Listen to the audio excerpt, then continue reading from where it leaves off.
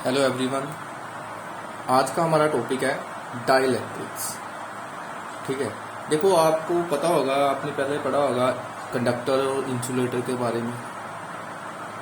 ठीक है, जिसमें मतलब इलेक्ट्रॉन्स आपके इजीली फ्रीली मूव कर सकते हैं।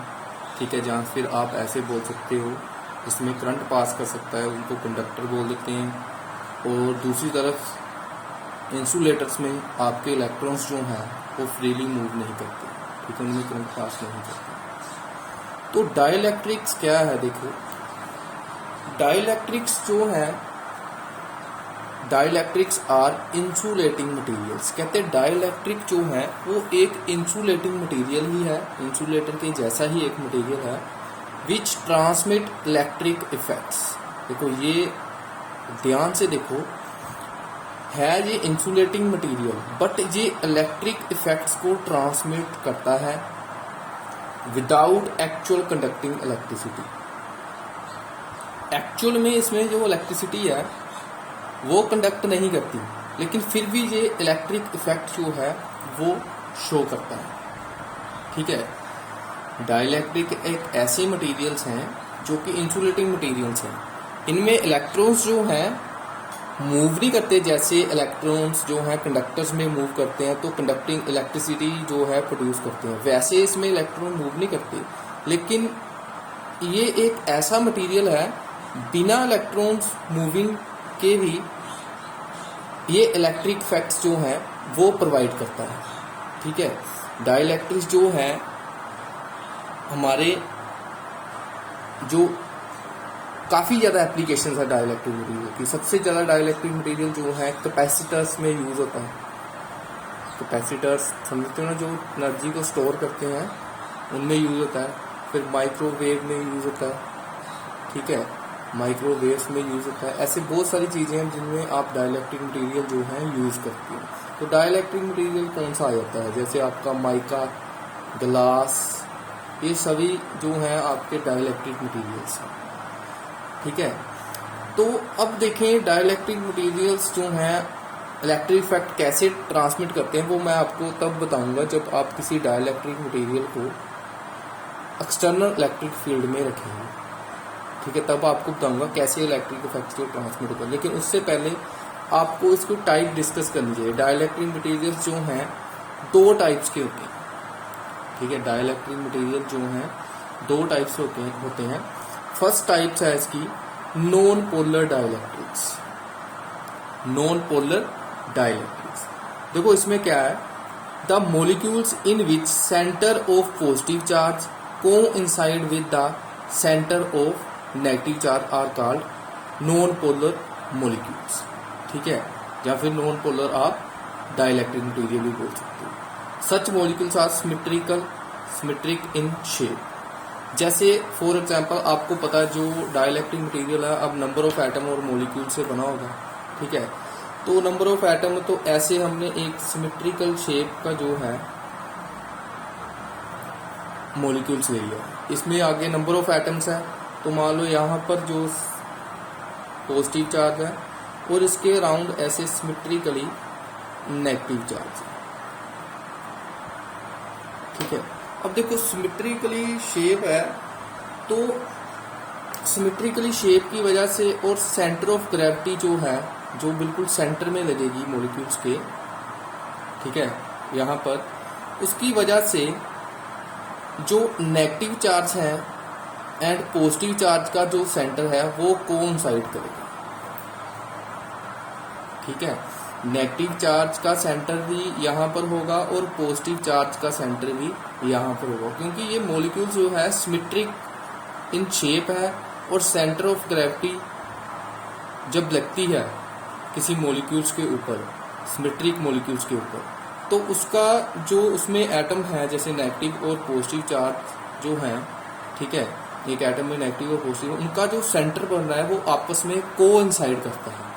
ठीक है, जैसे पॉजिटिव चार्ज का भी सेंटर यहाँ पर और नेगेटिव चार्ज का भी सेंटर यहाँ पर। ऐसे कौन से मॉलिक्यूल्स हैं जिनका जो पॉजिटिव और नेगेटिव चार्ज जो है कोइंसाइड करता है? जैसे आपका H2 हाइड्रोजन मॉलिक्यूल, ऑक्सीजन, ठीक है, CO2, ऐसे जो मॉलिक्यूल्स हैं इनका जो सेंटर है, सेंटर ऑफ पॉजिटिव चार्ज जो है वो कौन साइड करता है, सेंटर ऑफ नेगेटिव चार्ज। ये उन्होंने ड्रॉ की हुई, ठीक है। सेंटर ऑफ पॉजिटिव चार्ज और सेंटर ऑफ नेगेटिव चार्ज जो है वो कौन साइड करता है। ऐसे जो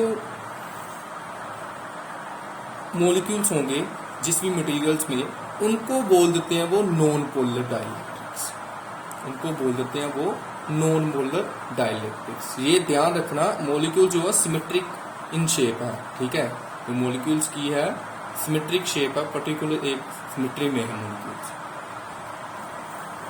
तो अब इसकी सेकंड टाइप देखो क्या है। सेकंड टाइप में क्या है, पोलर डाइलेक्ट्रिक फॉर्म से आगे। अब पोलर डाइलेक्ट्रिक्स जो है वो आपके साथ डिस्कस करूं तो वो कैसे हैं। If the centre of positive charge and negative charge do not coincide, कहते अगर पॉजिटिव और नेगेटिव चार्ज का सेंटर कोइंसाइड ना करे because of asymmetric shape of molecules, अगर पॉजिटिव और नेगेटिव चार्ज का सेंटर कोइंसाइड ना करे, किसके कारण, मॉलिक्यूल्स की असिमेट्रिक शेप के कारण, then these are polar molecules. अब देखो असिमेट्रिक शेप कैसे, जैसे मान लो फॉर एग्जांपल आपके पास ऐसा मॉलिक्यूल्स, यहां पर पॉजिटिव चार्ज है, ठीक है, और सेंटर ऑफ ग्रेविटी वजह से पॉजिटिव चार्ज का जो सेंटर बन रहा है वो यहाँ पर बन रहा है, सेंटर ऑफ ग्रेविटी की वजह से। यहाँ पर पॉजिटिव चार्ज को सेंटर ऑफ ग्रेविटी मिल रही है, तो यहाँ पर उसका पॉजिटिव चार्ज का सेंटर बने सॉरी, और इसके अराउंड जो है ऐसे नेगेटिव चार्ज है। अब मॉलिक्यूल्स के असिमेट्रिक शेप है, तो नेगेटिव चार्ज का जो सेंटर है वो इससे जो है वो सेंटर ऑफ ग्रेविटी की वजह से यहाँ पर सेंटर आ रहा है नेगेटिव चार्ज का, ठीक है। तो अब देखो दोनों का सेंटर जो है आपस में कोइंसाइड नहीं कर, तो जब असिमेट्रिक मॉलिक्यूल्स होंगे तब जब सेंटर ऑफ पॉजिटिव चार्ज और नेगेटिव चार्ज आपस में उनका सेंटर जो है कोइंसाइड ना करे,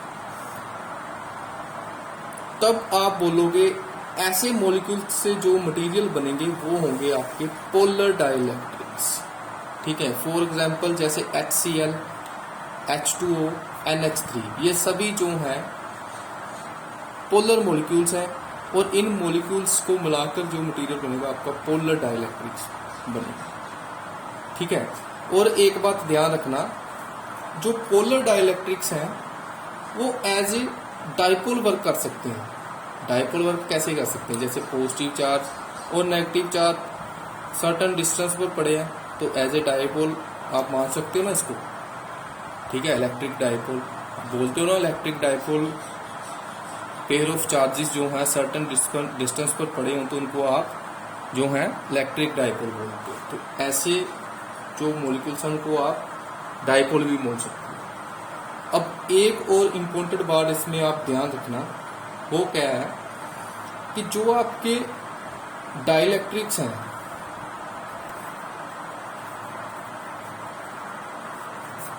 वो सभी डाइलेक्ट्रिक्स आपके इंसुलेटर हो सकते हैं। All dielectrics are insulators, but all insulators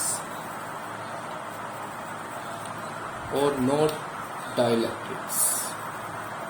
ये बात आप ध्यान रखें, जितने भी डाइलेक्ट्रिक्स हैं उनको आप इंसुलेटिंग मटेरियल्स को बोल सकते हो, लेकिन सभी इंसुलेटर मटेरियल को आप डाइलेक्ट्रिक मटेरियल नहीं बोल सकते, ठीक है। ये भी एक इम्पोर्टेंट बात है, इसको ध्यान याद रखना है इसको। तो अब नेक्स्ट हम देखते हैं टॉपिक डाइलेक्ट्रिक पोलराइजेशन। देखो डाइलेक्ट्रिक पोलराइजेशन का मीनिंग क्या है वो समझते हैं हम। जहां पर when a non-polar dielectric is held in an external electric field, कहते जब आपने एक नॉन पोलर डाइलेक्ट्रिक ले लिया, नॉन पोलर मीन्स जिसका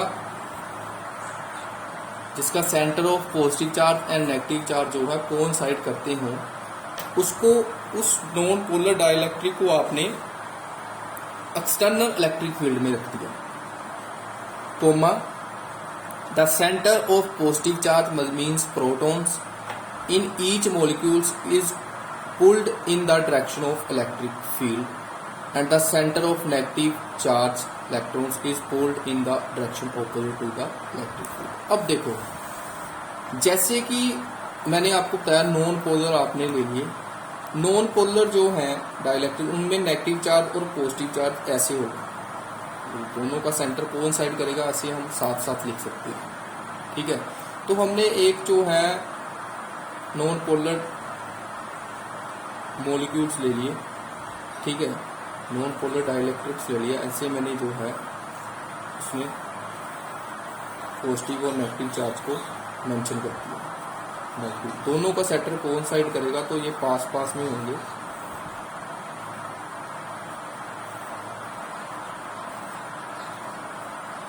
अब देखो, पहले यहाँ पर एक्सटर्नल इलेक्ट्रिक फील्ड जो ई है वो 0 है। जब आपने एक्सटर्नल इलेक्ट्रिक फील्ड को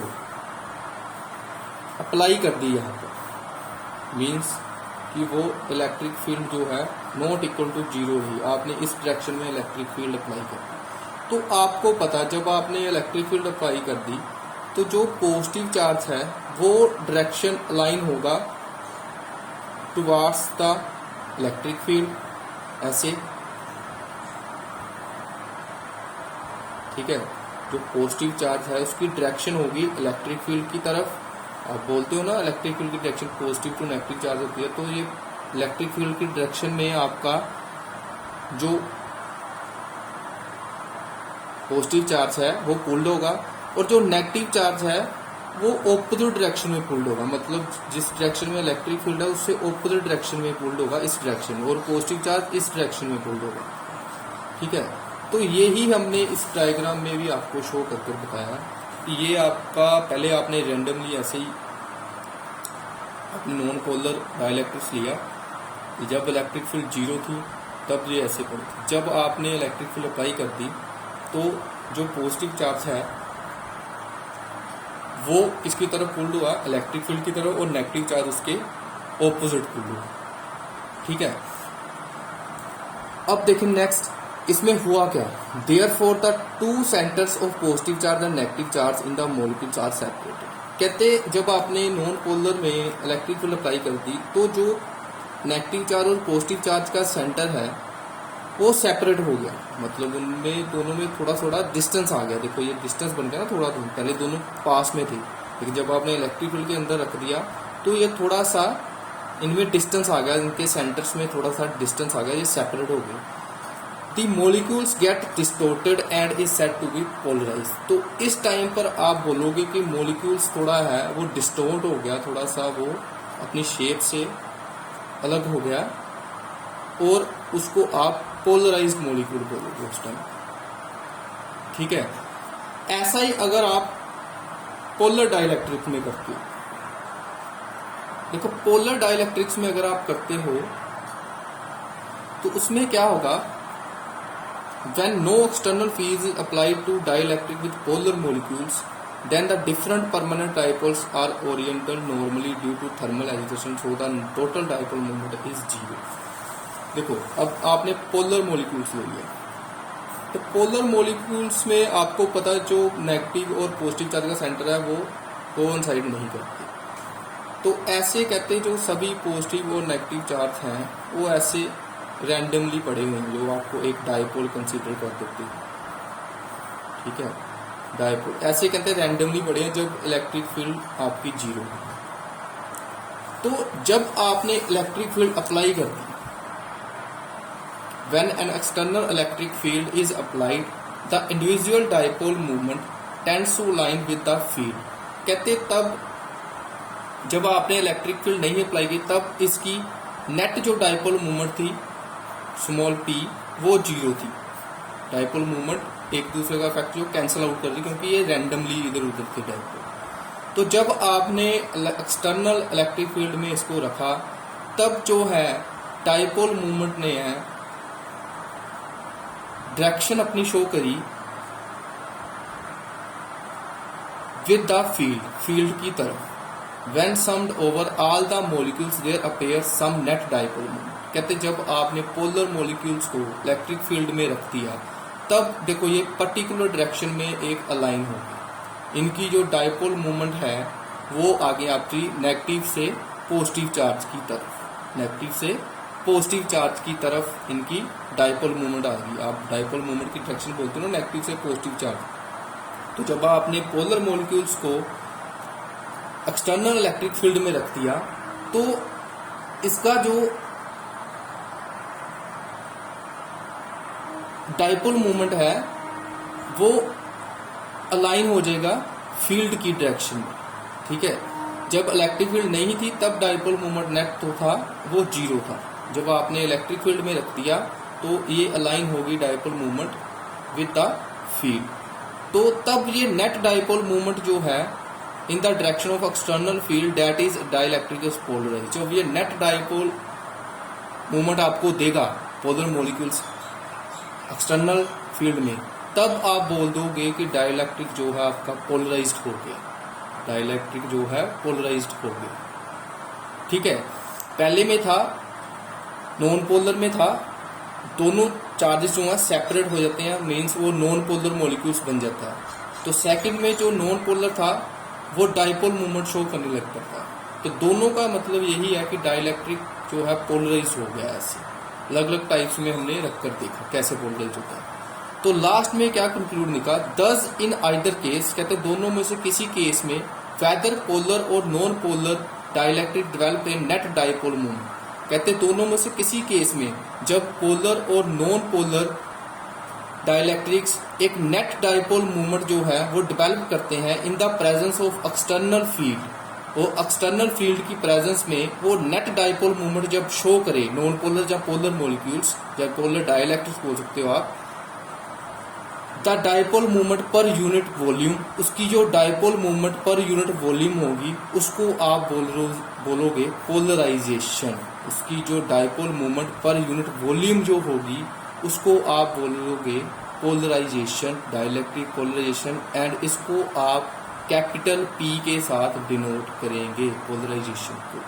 दोबारा से समझ लो, जब दोनों में से किसी भी डाइलेक्ट्रिक पोलर या नॉन पोलर को आप एक्सटर्नल फील्ड में रखोगे तब वो एक नेट डाइपोल मूवमेंट शो करेगा। वो net dipole movement per unit volume के हिसाब से, डाइलेक्ट्रिक के वॉल्यूम के हिसाब से आपको बताएगा कितनी पोलराइजेशन हुई है उस डाइलेक्ट्रिक में। तो पोलराइजेशन को आप डिनोट करोगे कैपिटल P के साथ। Thank you.